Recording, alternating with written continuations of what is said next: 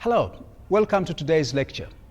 Today we'll talk about set theory, which is again another part or component of your mathematics for teaching foundation phase.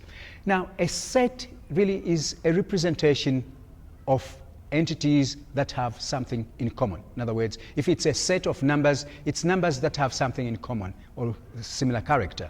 It can be a set of animals. That means these are probably living species with 4 legs. It can be a set of human beings. It can be a set of books. But all we ought to know is that a set is a representation of any entities with similar or the same character. Now let's hinge this lecture on the set of numbers.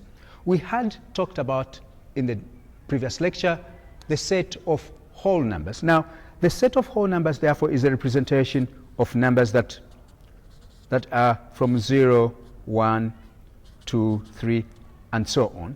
Then the set of natural numbers is the representation of numbers from 1, 2, 3, 4, and so on. So these, again, when we are talking about in set theory, we need to use the curly brackets to represent the set, because if I just wrote the numbers as 1, 2, 3, 4 like that, this would not be a representation of a set. So in set theory, to represent it as a set, it must be embodied within the curly brackets. Now, in sets, we first of all talk about elements of a set. Elements of a set. Now, elements of a set are members that belong to a particular set. For instance, if let us say I had a set A, which was represented by, say, the letters A, B, C, D, like that. This is my set A. The elements of the set A are A, B, C, and D. So A is an element in set A, B is an element in set A, C is an element in set A, and D is an element in set A. In other words, set A has 4 elements. So elements of a set are members that belong to a set. Now, let us also talk about what belongs to the set, what are regarded as subsets. Like the word sub means part of. So a subset is a part of a set. Now, if I go back to my original set A, the elements, the subset of A, therefore, would be the elements that are represented, that are found in A. In fact, in mathematics, the set itself, which is the set A, is the first set that we talk about. The set A is a subset of itself. So A is a subset. Then we represent the subset like that. For instance, A is an element within that set is a subset of the main set. B is a subset of the main set. In other words, remember what I'm saying, a subset, not the element. In other words, I'm representing it as a set. So that is a subset of the set A. That is a subset of the set A. But A is an element in the subset of A as well as in the set A. B is an element in the subset B. It's also an element in the set A. But that is a subset of A. In other words, what I said at first was that A itself is a subset of itself, and the rest of the elements. We can have sets like A, B, and C. That also is a subset of a set A. In other words, a subset is a set that is embodied within the main set. Now, talking about my university, for instance, the University of Johannesburg, my students in first year are a subset of the set of all the students in the university. Lecturers in the university are a subset of the university populace. So a subset is a member of the set. Now let us move on to the next element of or entity of sets. Then we talk about the universal set. The universal set is sometimes in some books regarded as the mother set. In other words, this is a set that embodies all of the sets.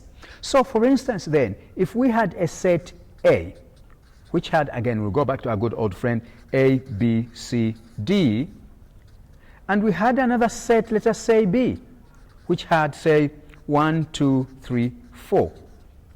Let's have a quick recap. A has 4 elements, and B also has 4 elements. We can also say that AB, the set AB, is a subset of A. The set 3, 4 is a subset of B. And we can see very well that we cannot say the set 3, 4 is a subset of A. That's not true, because 3 and 4 are not found in the set A, but they are found in the set B. Now let's talk about a universal set. Now, a universal set is a representation of all these sets put together. That will form a universal set. For instance, the universal set for the set A might be the alphabet. That would be regarded as the universal set of the set A, or the mother set. Sometimes we might be asked to, in actual fact, represent the set, the universal set. In other words, we may be told, let U be the universal set A, B, C, D, E, F, G, H, 1, 2, 3, 4. All these are elements in our set U, the universal set. In other words, all the elements of A in our original set and all the elements of B in our original set are found in the universal set. So you ought to understand it from the point that a universal set is the mother set. In other words, I would not call, if I'm talking about the set A and B, I would not call this a universal set if it did not have all the elements in set B and all the elements in set A. The universal set might have more elements than the sets that